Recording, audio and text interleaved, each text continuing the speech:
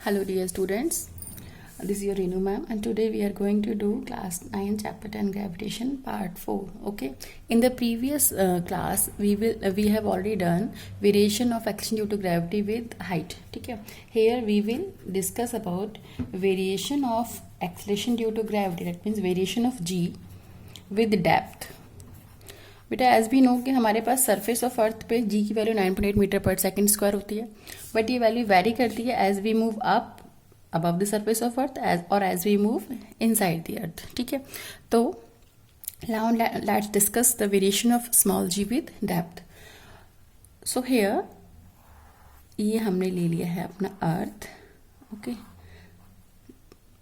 Fine, तो ये हमारा अर्थ हो गया. अब हम अर्थ के अंदर जा रहे हैं. ठीक है, we are just discussing the g variation of g with depth, यानी कि आपके पास डेप्थ के साथ साथ जी की वैल्यू कैसे वेरी करती है. ठीक है, तो हम we are just moving inside the earth. At this point P, okay, at this point P we have to find out the value of G. तो हमने यहाँ पे एक इमेजिनरी स्फीयर ड्रॉ कर लिया है. Now the centre of earth कितना था बच्चे हमारे पास O. ठीक है, ये हमारे पास में अर्थ की सरफेस है. It's our earth surface. Okay, तो रेडियस ऑफ अर्थ कितना है बेटा जी आपका R. So here R is equal to radius of earth. Okay, और D कितना है बेटा हमारा, D है हमारा डेप्थ. सो हेयर ये जो हमारे पास में इमेजिनरी स्फीयर है P पॉइंट पे जहाँ पे हमें G निकालना है, तो इसका जो रेडियस होगा बेटा G, that will be R minus D. Okay, ये हमारे पास में कितना आ जाएगा R minus D.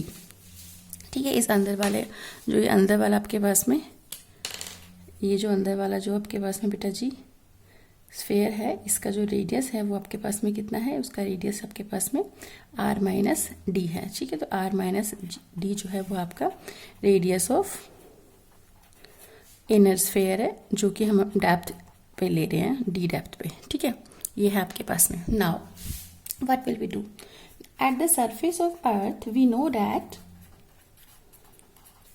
Eight the surface of earth की अगर बात करें बेटा जी, तो स्मॉल जी कितना होता है, gm/r², है ना. यहाँ पे g acceleration due to gravity, capital G universal gravitational constant, m mass of earth and r is the radius of the earth. ठीक है, ये हमारे पास वैल्यूज होती है.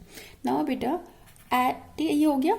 अब यहाँ पे इसी के अंदर, इसको और कुछ नहीं कर रहे हैं, इसी में, तो हेयर बेटा वी नो डैट डेंसिटी क्या होती है. डेंसिटी होता है बेटा जी आपके पास में mass upon volume. Density is equal to mass upon volume. ठीक है, तो मास कितना आ जाएगा, मास आ जाएगा वॉल्यूम इनटू में डेंसिटी. नाउ अब हम जो इक्वेशन में फर्स्ट है, इसमें इस मास को वॉल्यूम इनटू डेंसिटी से रिप्लेस करेंगे. दैट मीन्स स्मॉल जी का वैल्यू जो आएगा बेटा जी, वो जी इनटू में volume into density upon R². तो हमने यहाँ पे इस m की जगह, मास ऑफ अर्थ की जगह पे वॉल्यूम इनटू डेंसिटी पुट कर दिया. अब क्या करेंगे, कुछ नहीं करना है. वॉल्यूम का फॉर्मूला क्या होता है, वॉल्यूम ऑफ स्फेयर, क्योंकि अर्थ को हम स्फेयर लेते हैं. ओके, परफेक्ट स्क्वायर नहीं होता, बट परफेक्ट स्फेयर नहीं होता, बट यहाँ पे हम लेते तो स्फेरिकल ही है. तो वॉल्यूम ऑफ स्फेयर क्या होता है बेटा आपके पास, वॉल्यूम ऑफ स्फेयर सरफेस वाले उसके लिए बात करें हम. ठीक है, तो वॉल्यूम में पूछेगा 4/3 पाई r³. That is the expression of volume of sphere. तो g इंटू में 4/3 पाई r³ इंटू में रो अपॉन R², ये आ गया. यहाँ R² है, R की पावर 3 है बेटा, तो यानी कि इससे पावर 1 बचेगी. 2 पावर कैंसिल हो जाएगी ना, 3 - 2 1 कर लो, चाहे आप ऐसे कट कर दो, इट्स अप टू यू. तो हमारे पास स्मॉल जी आ जाएगा 4/3 पाई g/रो. Equation number 2. ये हमारे पास में स्मॉल जी की वैल्यू आ गई है. कहाँ पे आ गई है बेटा जी, at the surface of earth. Now अब डेप्थ की बात करते हैं. ठीक है, एट डेप्थ D, हम डेप्थ D पे बात कर रहे हैं. नहीं, इस डेप्थ पे हमने क्या, हम यहाँ से लेके जो हमारे पास में हम अर्थ के अंदर जा रखे थे D डेप्थ पे. ठीक है, तो डेप्थ D की जब हम बात करते हैं बेटे जी, तो उस केस में acceleration due to gravity at depth D, तो हमने इसको GD ऐसे लिख लिया है. तो ये क्या हो जाएगा हमारे पास में, G इंटू में m' अपॉन में, और यहाँ पे रेडियस कितना है बच्चे आपके पास में, R माइनस D. तो आर माइनस टी का स्क्वायर, तो g D is equal to G M prime upon में आर माइनस टी का स्क्वायर। अब एम प्राइम क्या है, एम प्राइम देखो जब हम यहाँ पे इस पॉइंट पे ले रहे हैं, पी पॉइंट पे जहाँ पे हमें एक्सेलरेशन ड्यू टू ग्रेविटी निकालना है, तो सिर्फ ये जो अंदर वाला मास है बेटा जी, सिर्फ यही कंट्रीब्यूट करता है किसके लिए, एक्सेलरेशन ड्यू टू ग्रेविटी के लिए। ठीक है, पूरा मास क्यों करेगा, पूरा मास तो नहीं करेगा। क्यों नहीं करेगा, क्योंकि आपके पास में आप इस पॉइंट पे हो, तो ऑब्वियसली जितना सेंटर से लेकर इस पॉइंट तक का कंप्लीट मास बैठ रहा है स्फीयर का, वही मास आपके पास में एक्सेलरेशन ड्यू टू ग्रेविटी के अंदर कंट्रीब्यूट करेगा, and this mass is M prime. Okay, तो अब आपके पास में जी डी आ जाएगा बेटा जी इंटू में, और हम यहाँ पे ये एज्यूम करके चल रहे हैं कि अर्थ की डेंसिटी यूनिफॉर्म है, इवन दो वो परफेक्टली यूनिफॉर्म तो नहीं कह सकते, बट हम उसे यूनिफॉर्म लेके चलते हैं। तो जी इंटू में 4/3 मास को हमने एम प्राइम को वॉल्यूम इंटू डेंसिटी कर रहे हैं, तो 4/3 पाई आर माइनस डी का क्यूब इंटू रो अपॉन बेटा आर माइनस डी का स्क्वायर। ठीक है, अब अगेन यहाँ पे पावर 3 है, यहाँ पे 2 है, तो हमारे पास कितना आएगा, यहाँ से हमारे पास आ जाएगा that is equal to 4/3 pi G R minus D into रो।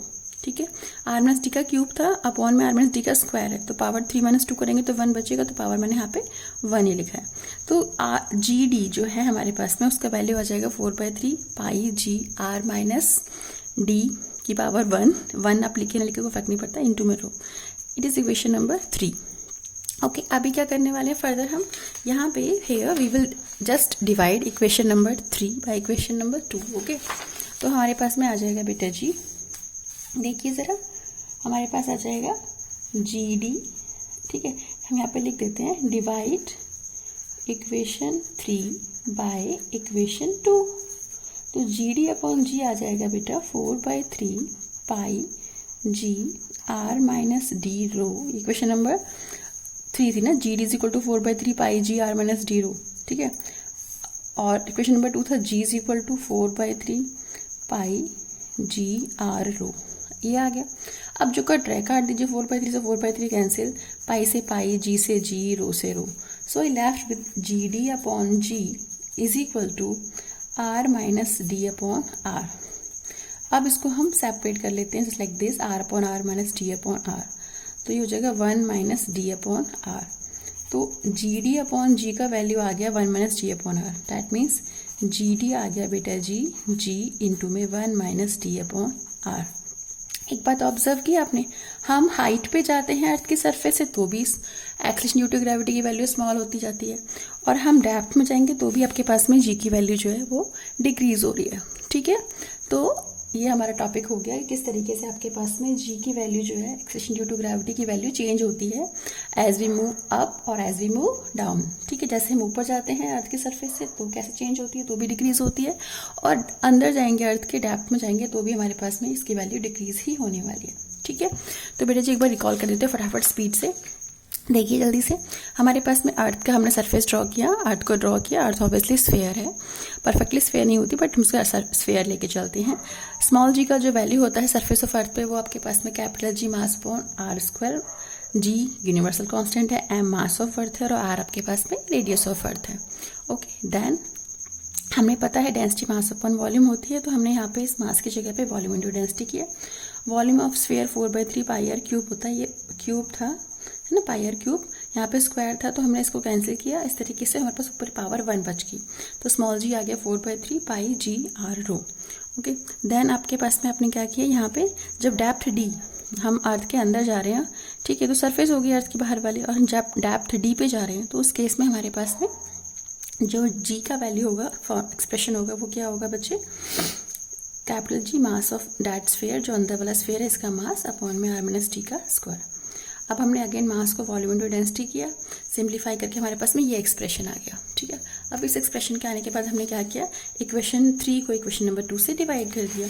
जब हमने डिवाइड किया तो हमारे पास जी डी अपॉन जी का ये एक्सप्रेशन आया। यहाँ पे जो कैंसिल हो रहा था 4/3 से 4/3 कैंसिल, पाई से पाई, जी से जी, रो से रो, जो कैंसिल हुआ हमने कैंसिल आउट कर दिया, क्योंकि मल्टीप्लिकेशन में कैंसिल आउट हो जाता है ऐसे, है ना। तो जी डी बाई जी का वैल्यू आ गया R minus D upon are.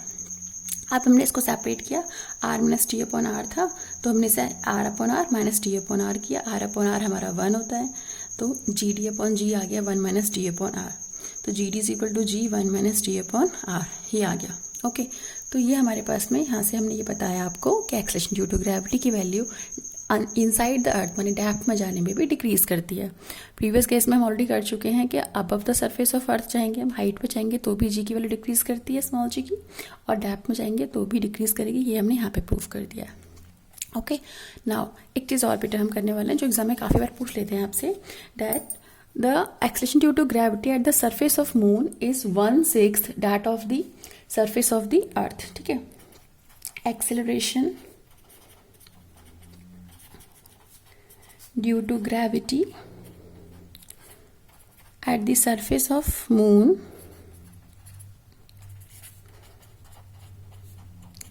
is 1/6 of that of earth। ठीक है, ये पूछ लेते हैं काफ़ी बार एग्जाम में। अच्छा, क्या वैसे ही पूछते हैं एग्जाम में that why there is no atmosphere on the surface of moon, moon की सरफेस पे एटमॉस्फेयर क्यों एग्जिस्ट नहीं कर पाता। बेटा सिंपल सा है, ऐसा आप मोस्टली बच्चे लिख देते हैं कि वहाँ पे स्मॉल जी का वैल्यू 0 होता है, ऐसा नहीं है।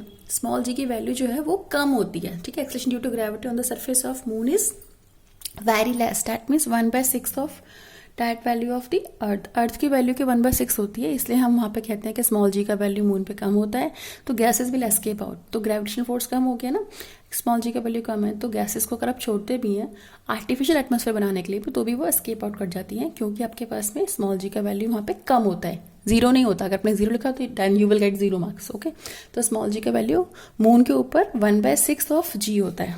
ठीक है, कितना होता है 1/6 ऑफ जी, यानी कि 9.8/6, 1.67। ठीक है, अब इसे प्रूव करेंगे। ठीक है, इसे प्रूव हम नेक्स्ट क्लास में करते हैं। Okay, till then bye.